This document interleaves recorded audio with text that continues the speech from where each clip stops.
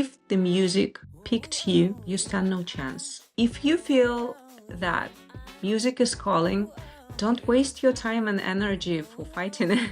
Don't try to avoid it. Don't try to explain yourself that this is not a real thing. Just find a bravery inside of yourself and start with small steps. Learn a song. Start with that. Then learn another one. Then learn 10 songs.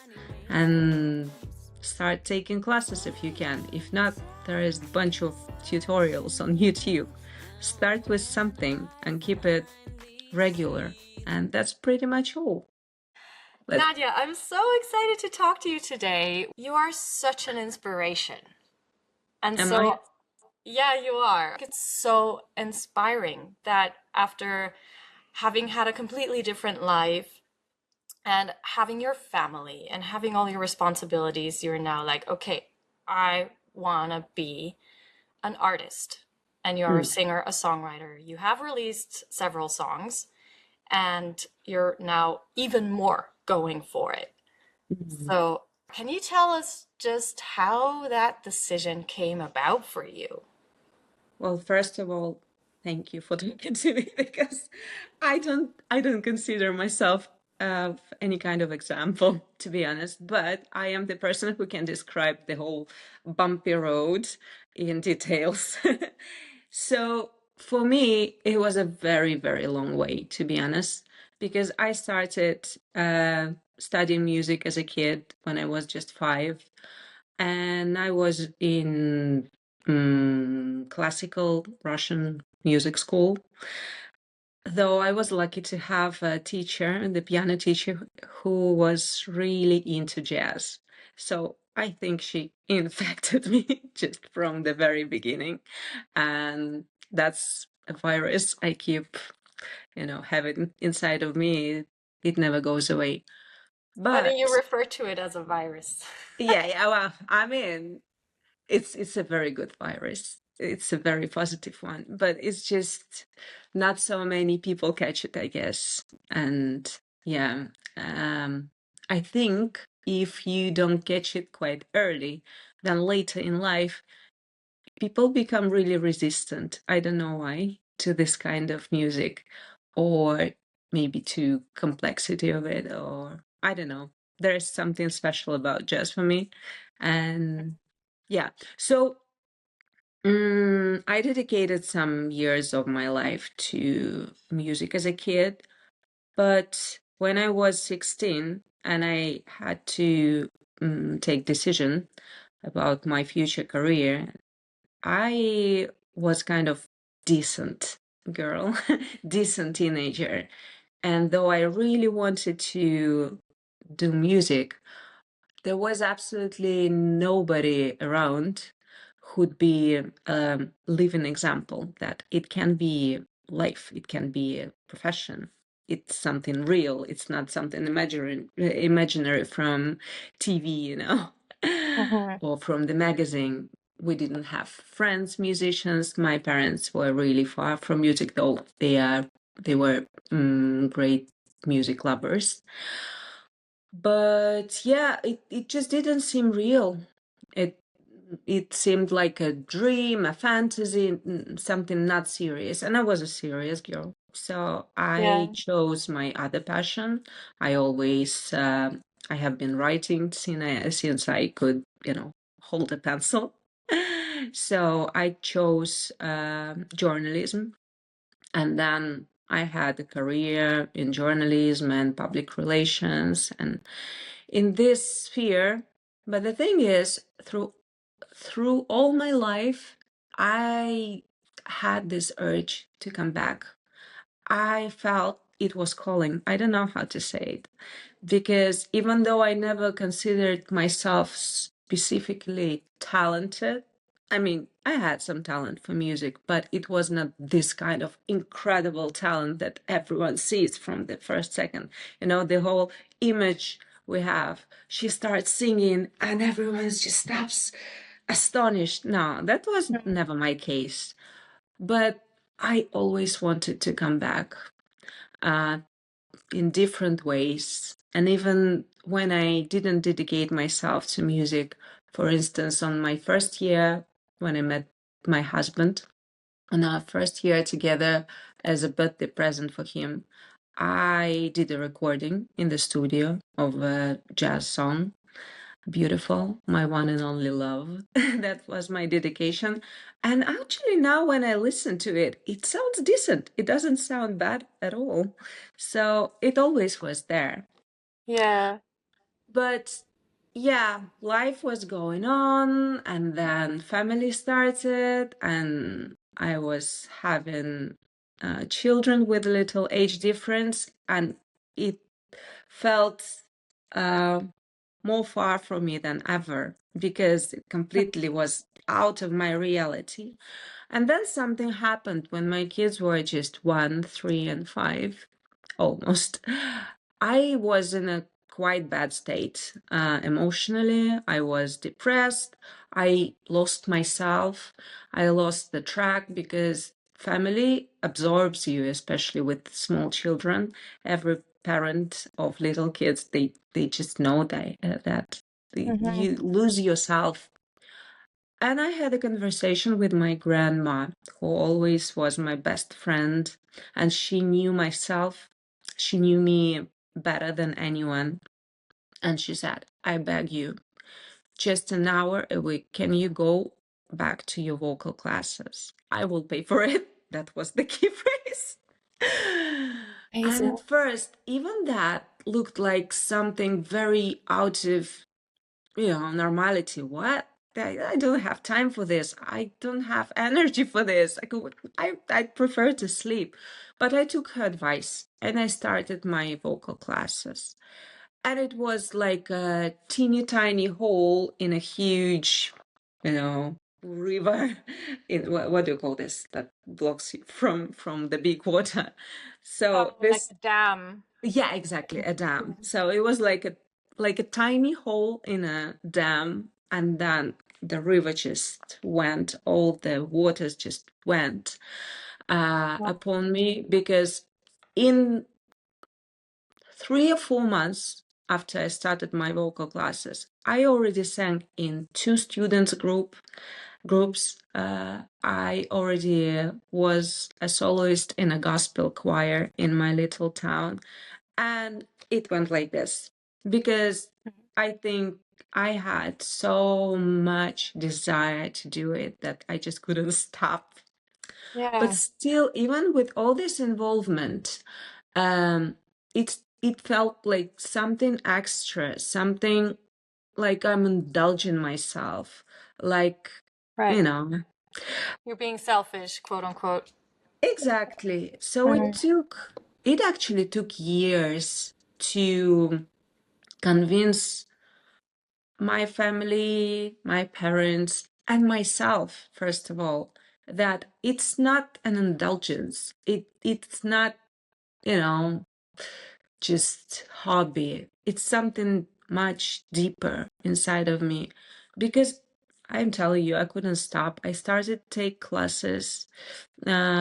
classes of harmony and got back to music theory because I just needed to understand how it was done. Hmm. And then I started writing songs. And I remembered that when I was 13 or something and I had my first recording machine, little one, uh, I just, I was already composing something.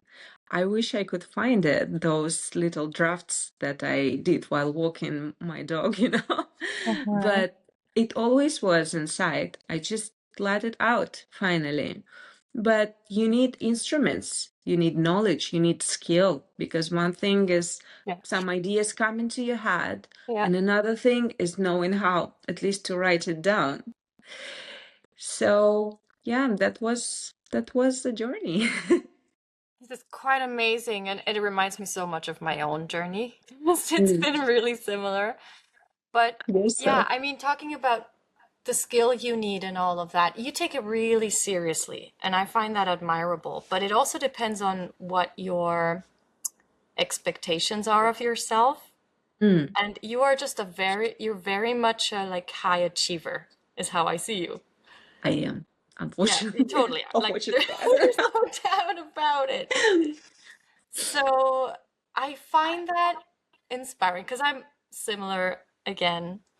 Um, but so I'm curious, like, has that in any way held you back more than you wish it had, or has it been more of a helpful thing for you? I mean, it has its own advantages and disadvantages because the advantages, obviously, you keep pushing yourself, you keep growing. The main disadvantage is the fear and the block that you constantly have inside because it's just this feeling that you're not good enough. You're not good enough. And Right. it never ends because the whole idea of not being enough means that this void can never be filled. Because once you learn Right. something, you just discover the next level, which is huge. And again, you are astonished and blocked and you cannot move. And another thing, what I read once is that procrastination, no, that studying something is a favorite way to procrastinate for intelligent people. Right. Yeah, it's just instead of doing Mhm. and making mistakes and applying the knowledge we already have, we think, okay, still I'm not there. I just need to study a little bit more. I just need to learn a couple of more things and then I will start doing. No, doesn't work this way. These processes should go in parallel and they cannot exclude one another. Neither I really um appreciate when people don't learn. They just close to the idea of learning new concept because they think, okay, whatever, I feel fine like it is now. Because I don't know, it's good. It's good to grow and to become better. It's kind of like paying respect to the people who came before you, in a way, isn't it? In a way, Because there already is a culture and there already is so much that people who came before us have kind of built and exactly. and put their creativity into and so Yeah, respect is the word. yeah, yeah. Respect is the word here. Yeah. So, for instance, with piano, I realized that since I was a kid, I had I've had such respect to piano. When in some movies I see this scene when the singer or someone is lying on the piano and doing things, for me it's like, oh, it's blasphemy. You cannot do this. You cannot Really. treat an instrument like this. Or when I see someone put in a cup or this glass of champagne upon a piano, for me like, oh, no, you cannot do this because I That's have so funny. this feeling like is the instrument is something sacred, and probably it's a good thing, but that prevents me from becoming a really close friend with instrument. I'm still approaching it with a little bit of, cautiousness, like, okay, I just touch you very gently, can I? Please, I really don't want to make any mistake. And there are people who just don't care. They can come and they experiment and they play. That's the word, playing. Yeah, yeah. Being like a kid. So that's the kind of approach I've been looking for. Now I'm Mm. working on this part of me to stop taking everything so seriously. Stop looking for this perfection or being scared of any mistakes. It's just you're like a kid in a sandbox and you enjoying yourself, and that's all pretty much. That's where I want to be. I think everything in the end, it depends a lot on the experience we had in childhood because it's like the first patterns of relation with the instrument, with music in general. So you just children absorb everything. Okay, but so now you're studying back at university, you're studying Mm, music. Yes, Uh, true. you're studying performance, right? Mm-hmm. As a singer. Yes, it's jazz. It's vocal interpretation in jazz Hmm. and modern music. So yeah, it was kind of very impulsive decision brought by a friend of mine who is a trained classical piano player. And I found myself in a weird place again because it seemed to me that, okay, now I really dedicate myself to music. I have my band, I have my gigs, I keep writing songs, and I teach a lot as a vocal coach. But that's not, for some reason, still the place where I want to be, Yeah. and the direction is very unclear. Hmm. So I was in the middle of the crossroad, and she said, well, I think you need to do your master. I said, yeah, right. Master. Easy to say for you because you had your higher education as a musician, and I never had it. I am a trained journalist. So Hmm. for me, it felt like a huge gap between other people who supposed to do master and myself. But In music. yes, yes, Yeah. because just I have this gap.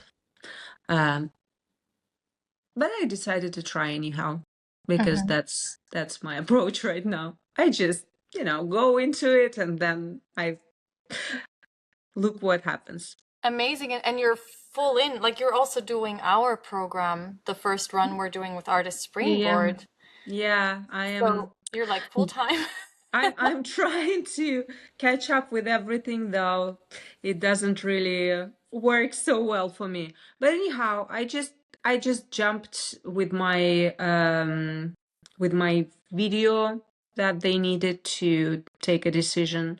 I wrote biography for them, like what do you call the CV. And while writing it, actually, that was a great exercise for me to push a little bit my self-confidence because I realized that yeah, maybe there was a gap, but it's not like I did nothing. I did a lot of things, maybe Oh, not in the frame of a school, but I did it myself. And maybe it's even more valuable in a way because that's more difficult to organize for yourself. And yeah. they Can you tell, accepted just me. so people know, like the concerts you've played and the combos Mhm. you've put together and the songs you've released, and just give Yes. a bit of context. Exactly. I had a swing band and I had a band that played my own original material. I released EP, I released few singles. Um, I in the end I sang in two jazz festivals, which is not a little thing. That's So huge. I presented myself and somehow they accepted me. So that was another thing. Things got it happened in May, and I had time until October to, settle this information inside of me Hmm. because I was so scared. My imposter syndrome inside of me was just dancing jigger, like, yeah, everyone is gonna laugh at you. You will be just hilarious. Everyone will see from the first second that you do not belong, like all this stuff that our inner imposter always says. But I am trained to deal with it now. So I said, okay, I go anyway. If everyone will laugh at me, whatever, I don't care. I love it. I love it. And it's so exciting. So But now that you're in there, yeah, what have been the biggest challenges for you? Or have you encountered any challenges? first weeks were very tough in all senses. Physically, because I need to go to Barcelona and I live outside of Barcelona in little town. So I spend almost 3 hours for commute every day. And I lost habit, though I am from Moscow and I usually did this. But now I lost habit after 10 years of living in a small town. I Mhm. just don't go that far every single day, and it was very tiring. Second of all, with all my ability to approach my imposter syndrome, still it is hard. And I felt very much as it's like as if I didn't belong to the place because Right. of age difference, because of being foreigner, because there are not so many people there who do not mm, whose native language is not Spanish or Catalan, Right. and Yeah. I am the one. We have a lot of students in masters from Latin America, but for them, Spanish is still their native language. Mm. But it's fine. I can speak and understand enough to study in this language. But anyhow, so yeah, and I think I am the only one in the whole conservatory who has this profile, who was not trained as a musician with higher education. So I am a unique case in a way. And from the very first day, it felt the difference because I knew that things like improvising, like catching something very fast, it's something that trained musicians they just practiced it for 4 years while they were students, and I never Right. practiced it. Right. So I had to catch up. And in the beginning, it was very tough because sometimes I just didn't understand what's going on. What do we do? And, everyone in the room, they just somehow know what to do. So you need Right. to find your ways. I felt so silly sometimes or slow, or just not prepared. But yeah, I cried every single day. You did. Oh my gosh. In a bus on the way back home. I was crying every single day, like, oh my god, such a stupid decision. I am useless. I'm not gonna make it.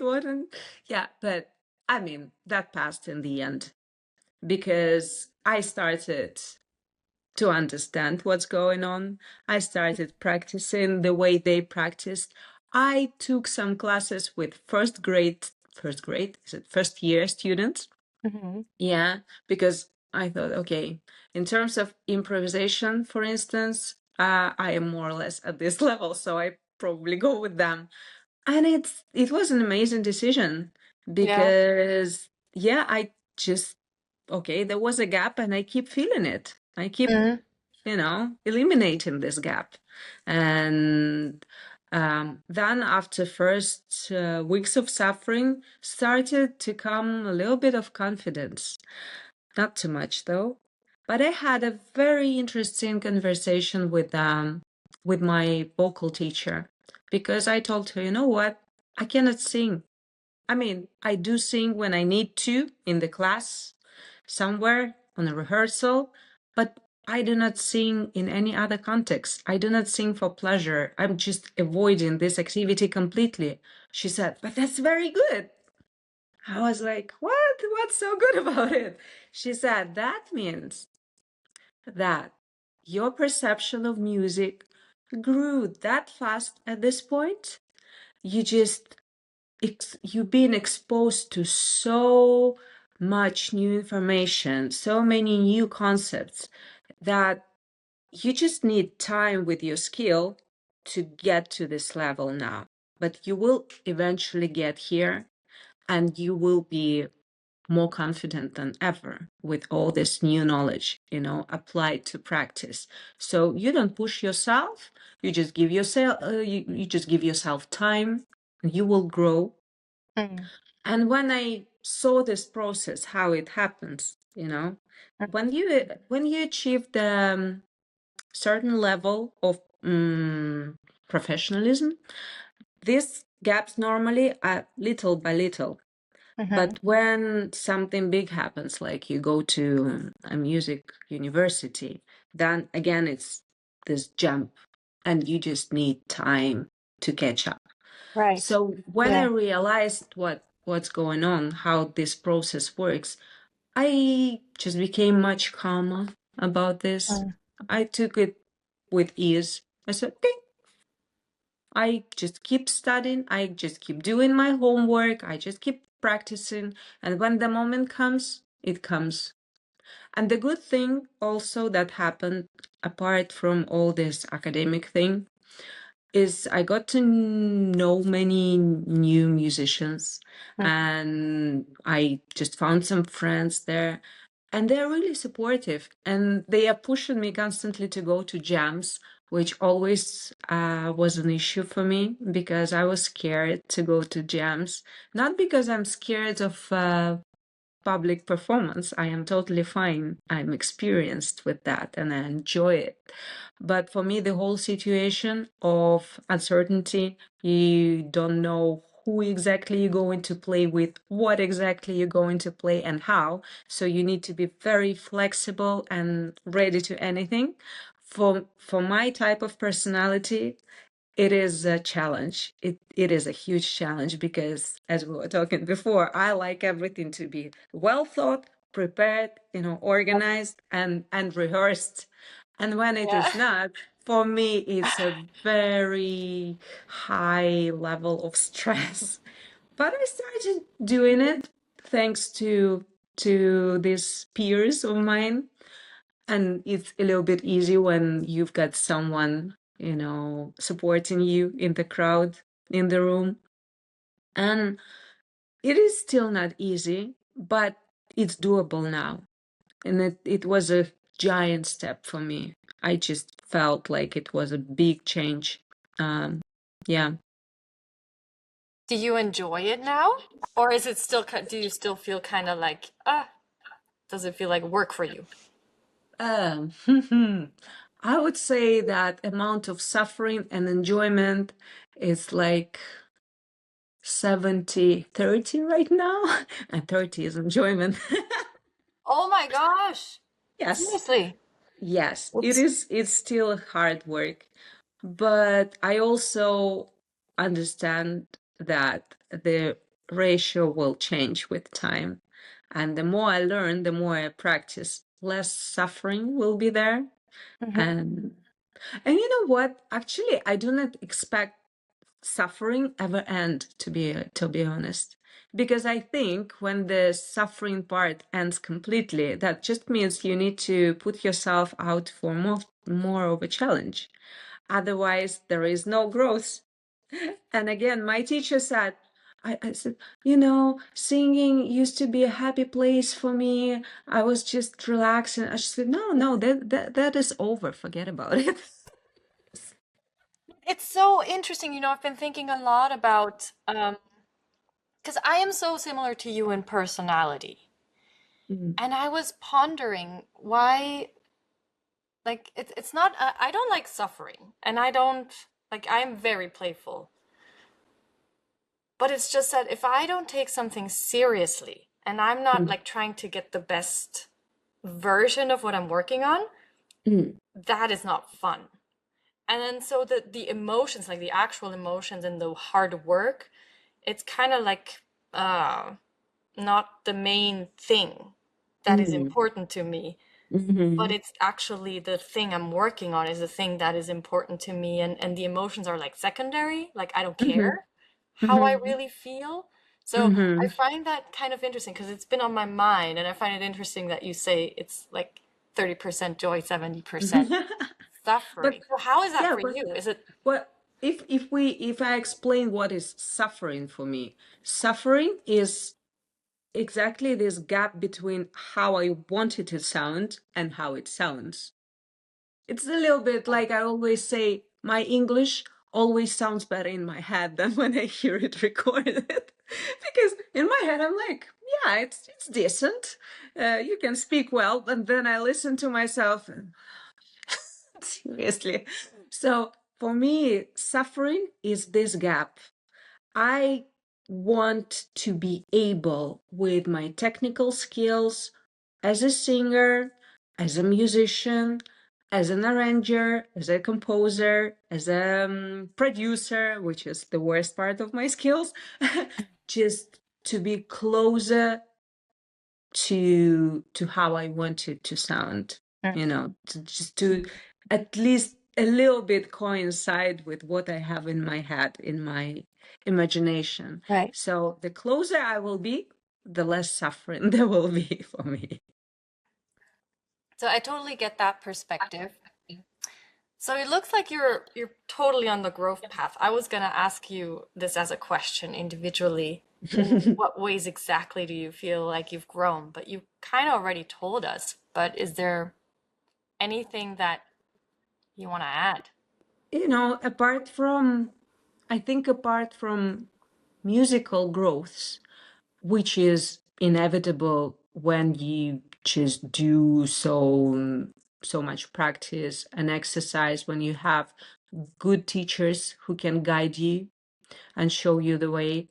And also, for instance, in conservatory, we have workshops from world famous jazz musicians like Salvan Turner or I just forgot all the names. Brandy Younger, like really big musicians, Sullivan Fortner and Mark Turner, right? Yeah. So when you're exposed to all this, it's inevitable that you grow.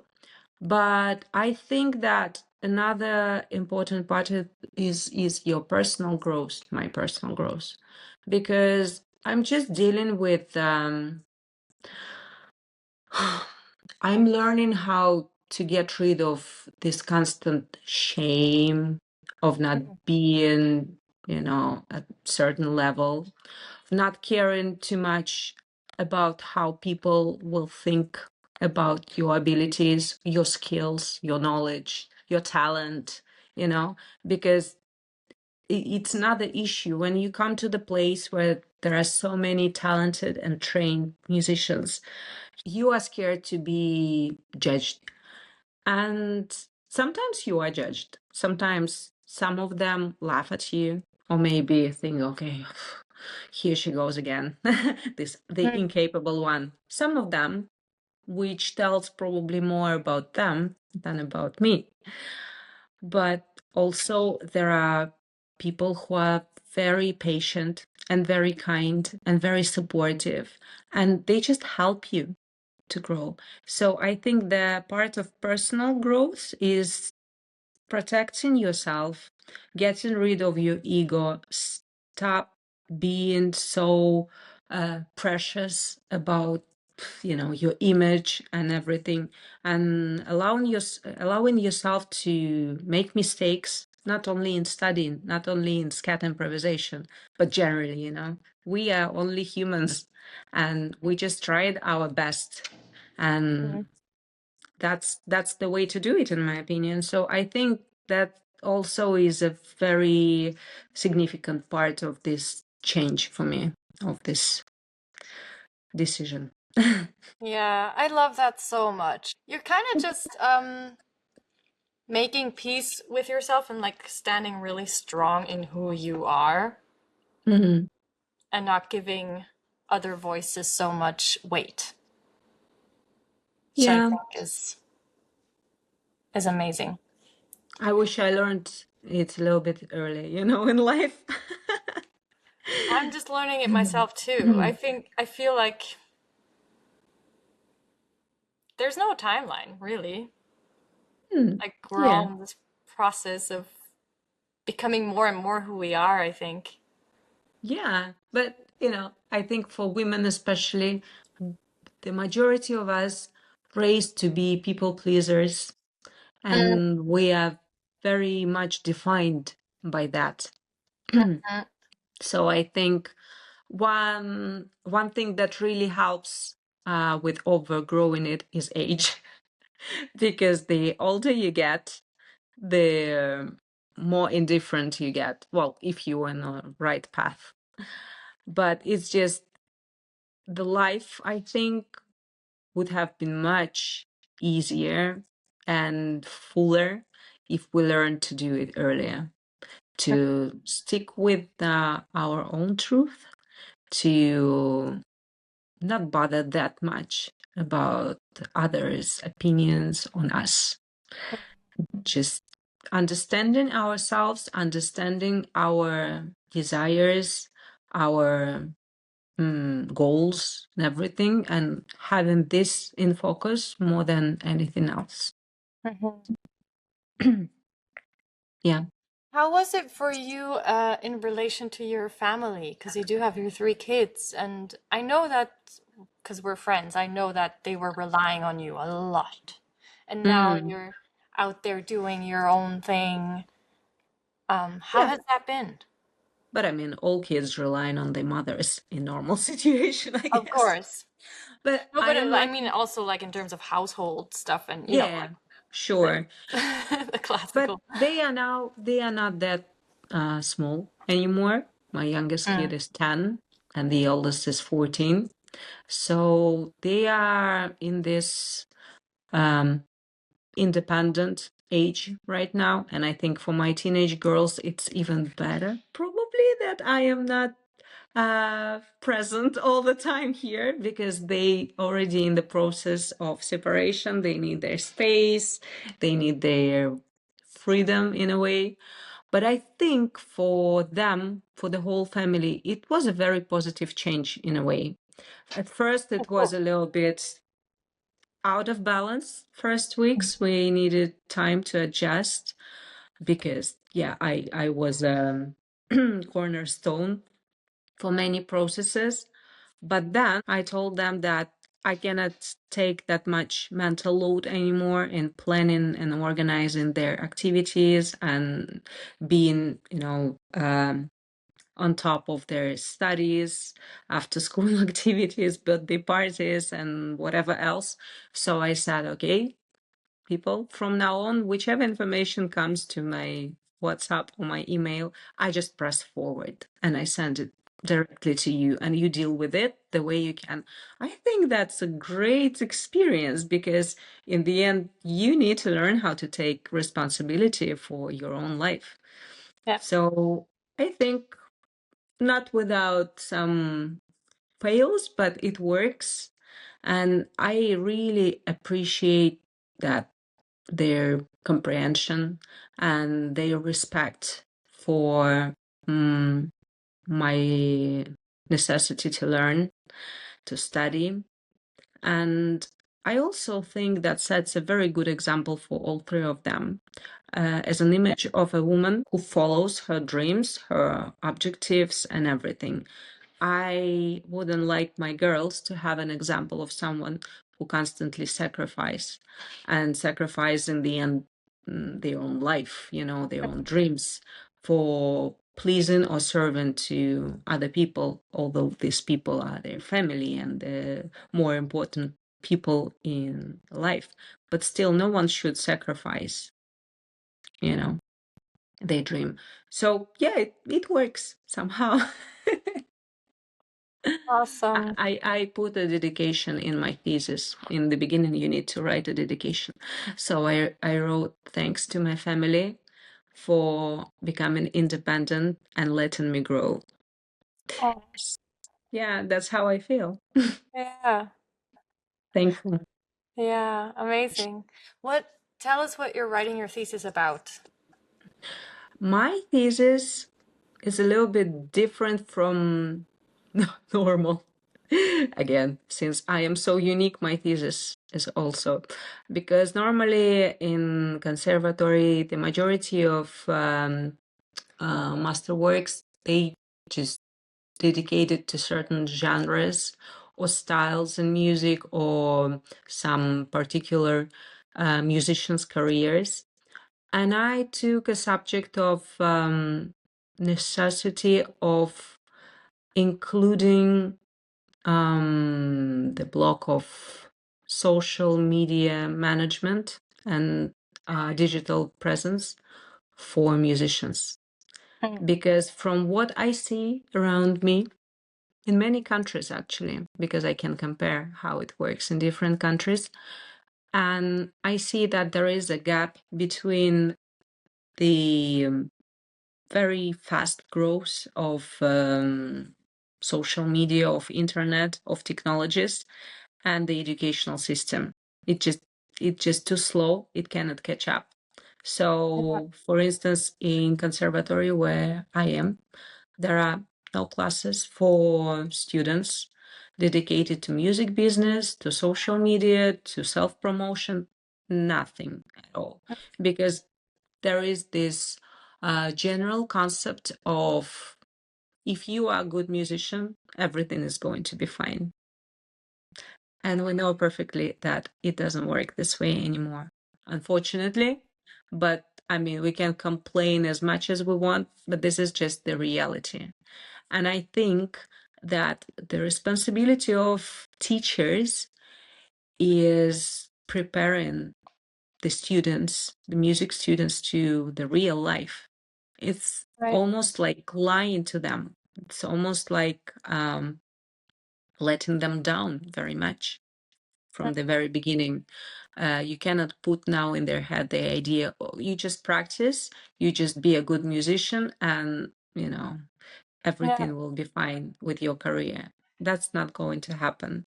Young people, and not only young people, everyone who is aspiring musician needs to have all the instruments to promote themselves and need to understand, to have the general picture of how it works, the algorithms, the the ways of self promotion, the because it's just social media nowadays, they give us so much different opportunities, not only of telling people about our new releases, but also, building communities, finding collaborations with other musicians, studying, learning new things, or Mhm. teaching people, just sharing your knowledge and your skills, Mhm. making money, because for some reason,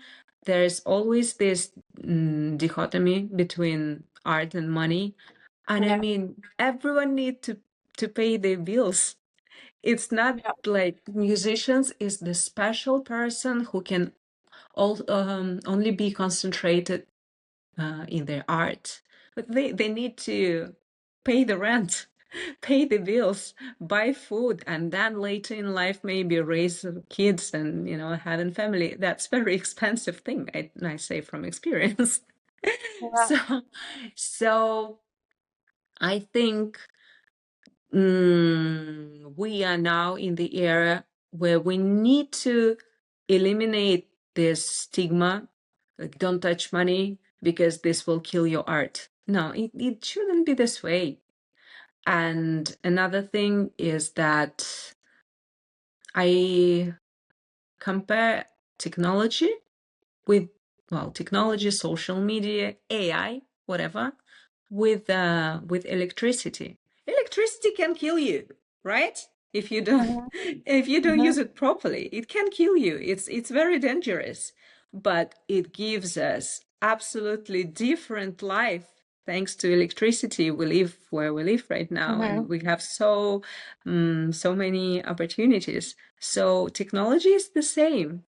So why just be in denial and avoid it at all costs and just declare it as a major evil? It is not. You just need to know how to use it right. And for this, you need to teach young people and other people how to use it right. Someone should help them, right? So that's what my thesis is about. I'm going to prove this point with numbers, reference, and academic works, but Mhm. also with the interviews from experts of the market, like, I don't know, Jack Conte, for instance, who is one of the very um, is inspiring figures for me. Because I think he is this perfect example of putting together art and business and not being cynical about it, and keeping his soul, but being very successful at the same time. Mm-hmm. So we just need to learn from people like him, I guess. Yeah, I love that you have such a sober way of seeing this topic, and I think this topic is so, so relevant and on fire. And Mm. I feel like we could have a whole discussion just Oh. about artists and how they make a living as artists and Mm. how socially our systems are constructed and also how they're moving now with the digital age and artificial intelligence and all Mm. of the new things that are so rapidly evolving. So maybe we should have a different, like a separate.